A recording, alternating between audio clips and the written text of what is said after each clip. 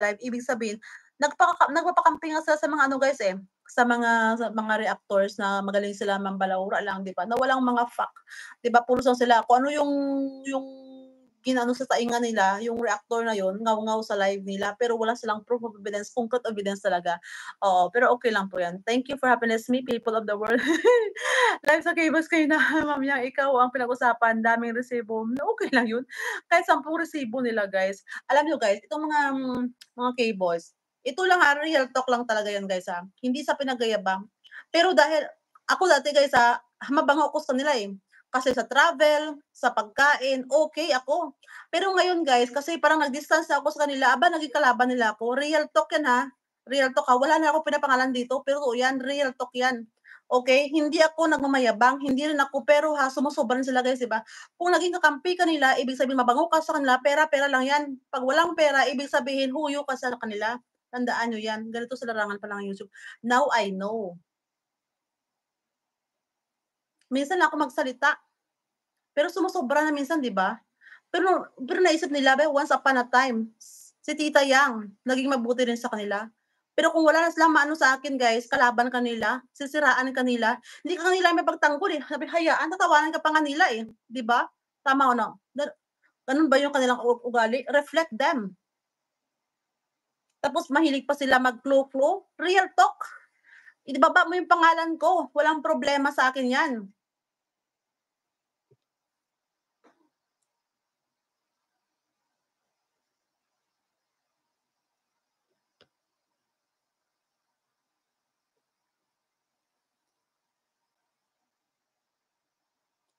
Ay gano sana you want to ano, come up?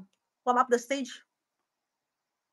Maipapakyat ako guys ng isang ano ko guys, isang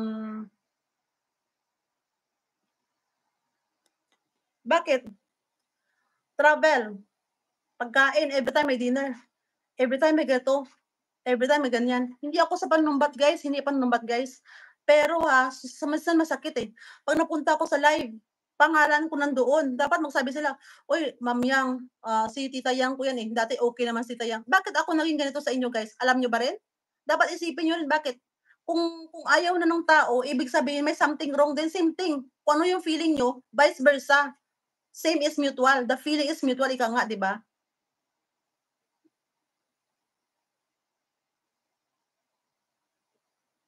Yun, okey lang yun, okey lang yun, oo. Kung ano yung tingin niyo sa akin guys, kung ayaw niyo sa akin, okey lang sa akin. Hindi ko rin kayo pinipilit. Kung sino lang yung may gusto sa akin, appreciated ko yun. Kung simula nun, kung hanggang ngayon ang naka-appreciate sa ginawa ko, maraming salamat. Kung hindi, okey rin sa akin guys. Pero yung sisiraan ako, tapos yung 'pag nabigay ko na yung mga evidence, ibahin naman nila guys, ano pa hinahanap nila, lechon. Hinanap pa nila yung mga Shein, ano pa hanapin niyo guys? Sige, let me know lang, bibigay ko sa inyo lahat. Hindi lahat sa vlog, kung kayo mismo doon sa mismo sa event na yon, I don't know kung paano niyo gagawin guys, okay. Pero alam ko sa sarili ko, may ano, my conscience is very clear, okay. Daniela Rain, shout out po. Saglit lang guys, may papaakyat ako.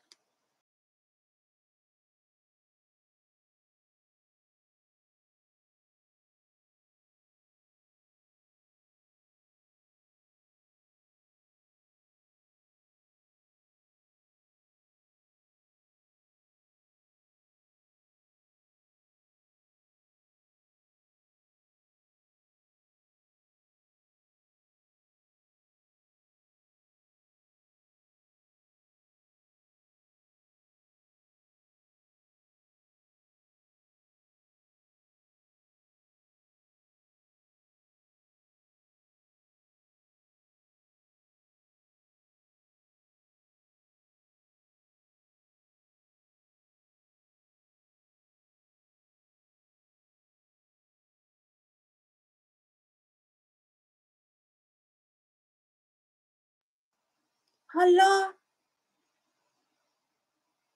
paano ko paano ko makape-paste yun? Kaloka. I know Sis Everything, you see? I have red color. Thank you so much kay Sis Everything. Sis Everything, thank you so much for the red color. I love you po. Thank you so much. Don't need to explain 'cause babalik-balik lang ang issue nila. They just want you to disappear from Kalingap dahil sa inggit at galit